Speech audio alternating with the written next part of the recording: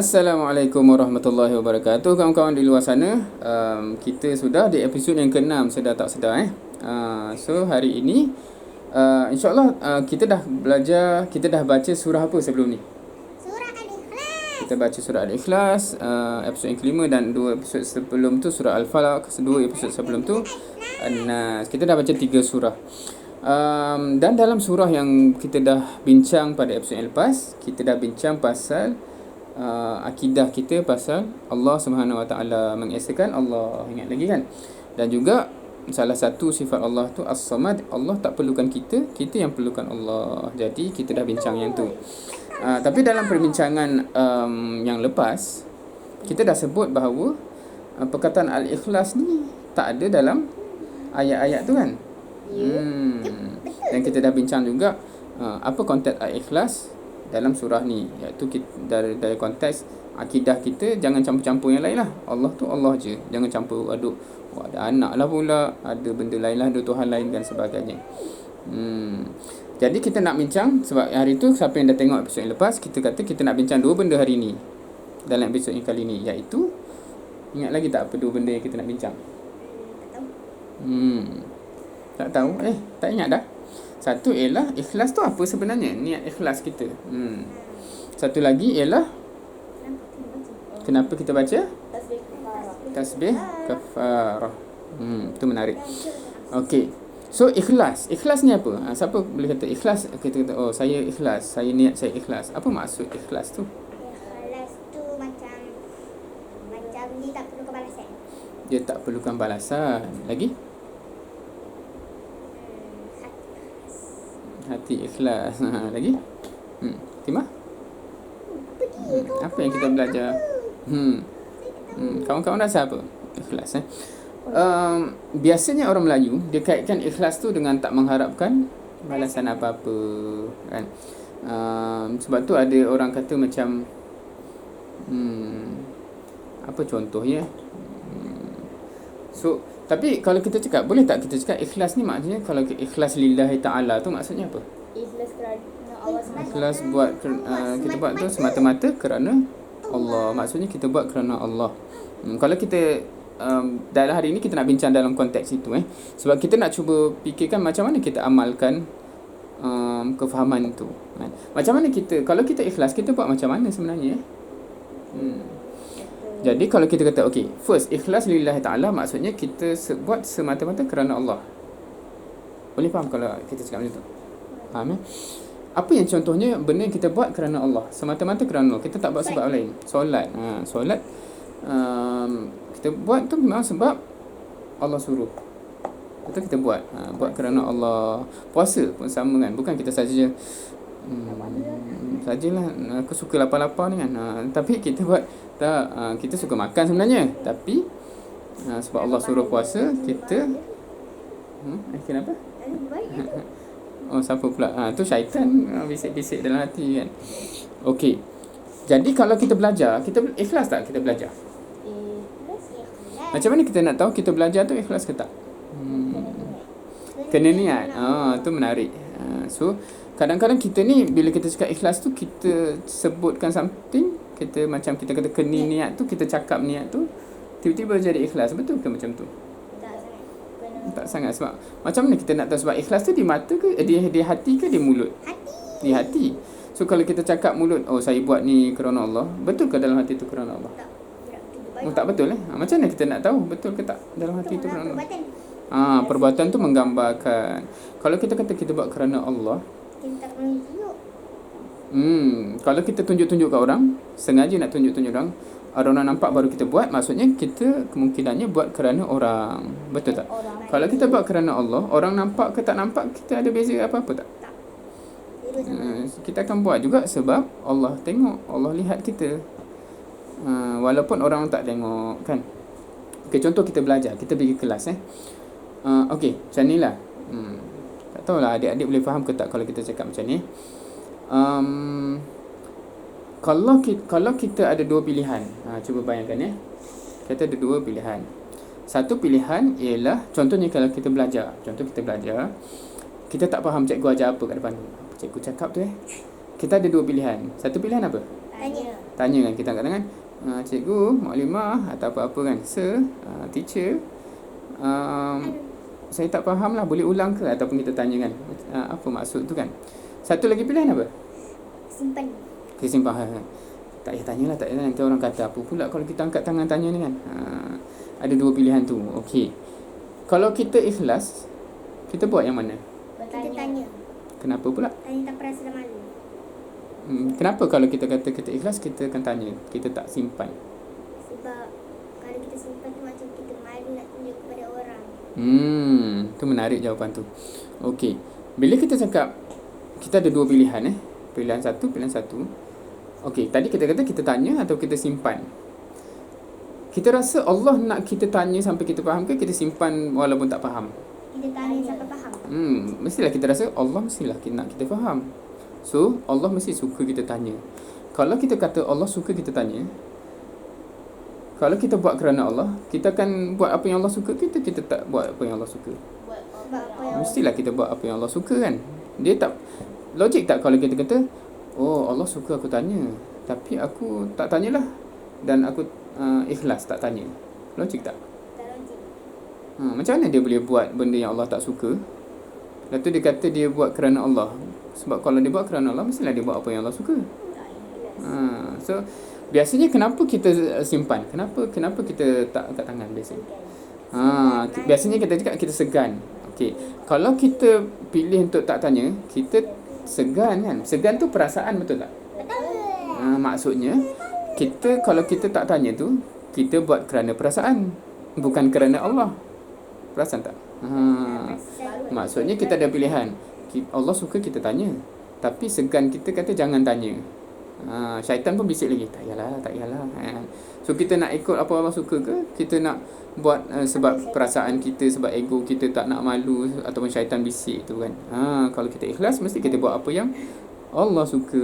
Contoh lagi apa? Kalau umi kita, mak kita minta kita tolong sesuatu, tolong buang sampah tu, tolong kemas. Kita ada dua pilihan. Apa pilihan kita? Kita kemas ikut apa yang mak kita suruh, ataupun kita buat tak nak lah apa kan, ataupun kita buat alasan. Rasanya Allah suka yang mana? Buat tolong ibu. Tolong ibu lah, patuh kepada ibu kan. Dan syaitan suka yang mana? Tolong ibu. Yang tak tolong tu kan. So kalau kita ikhlas, kita kata aku buat semua benda kerana Allah. Buat kerana manusia. Perasaan kita dan syaitan kita mungkin kata tak nak tolong lah, malas lah. Tapi Allah suka kita tolong. Kalau kita ikhlas, logik tak kalau kita ikhlas kita pergi tak tolong pula? Macam tak logik kan. So itu maksudnya bila kita kata kita ikhlaskan niat, kita akan cuba okey, aku nak buat apa yang Allah suka. Itu maksudnya kita buat kerana Allah. So bila ada pilihan tu, kita sentiasa pilih yang Allah suka. Baru kita ikhlas.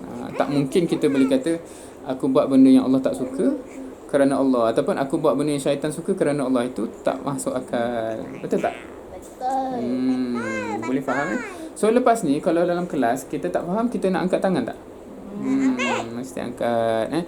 Sebab kalau kita segan, macam kita biasanya akan segan, alah malulah. Lepas tu syaitan pun kata tak yalah, nanti kawan kau kata apa pula kan. Itu semua kita dah bincang dalam surah An-Nas. Kita patutnya buat apa? Kita tanya. Maknanya kalau ada bisik-bisik tu, syaitan kata tak yalah. Kita cakap a'udzubillahi minasyaitonirrajim. Halau syaitan tu jauh-jauh. Lepas tu kita pergi, aku ni nak ikhlas, aku nak buat apa yang Allah suka. Kita pun akan tanya. Lepas ni, okey, contoh lain apa kita tengok adik kita menangis. Adik kita menangis, mak kita tengah sibuk, tak sempat nak layan adik kita. Apa pilihan yang kita ada? Kita akan tolong ataupun kita buat tak tahu je. Kita tolong ataupun buat tak tahu je. Syaitan suka yang mana? Buat tak tahu. Syaitan suka tak yalah, biar je kan. Tapi Allah suka kita tolonglah. So kalau kita ikhlas dalam keadaan tu kan, kita ada dua pilihan. Kalau kita ikhlas, kita akan buat yang Allah suka. Dalam apa-apa kehidupan kita pun macam tu. Contohnya contoh apa lagi?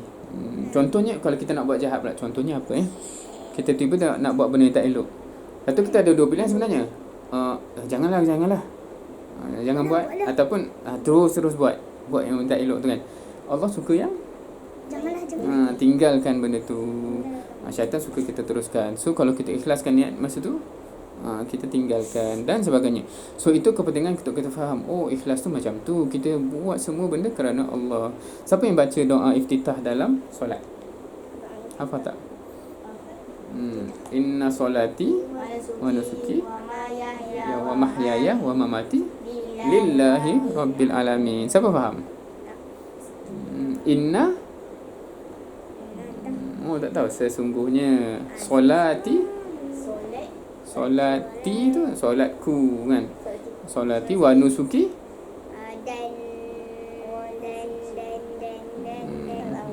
nanti kita boleh check sama-sama.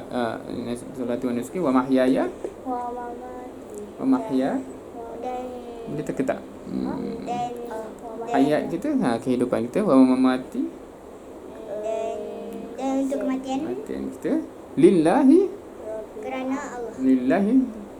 lillahi rabbil alamin. Maknanya kerana Allah semua. Maknanya kita kata solat aku, hidup aku, mati aku, semuanya kerana Allah. Bukan hanya solat je yang kerana Allah, tapi hidup kita semua kita belajar, kita hidup dekat rumah, kita buat kerja, semuanya kerana Allah juga. So sebab tu kita akan buat apa yang Allah suka, Allah suruh. Okey, kita nak bincang satu lagi benda.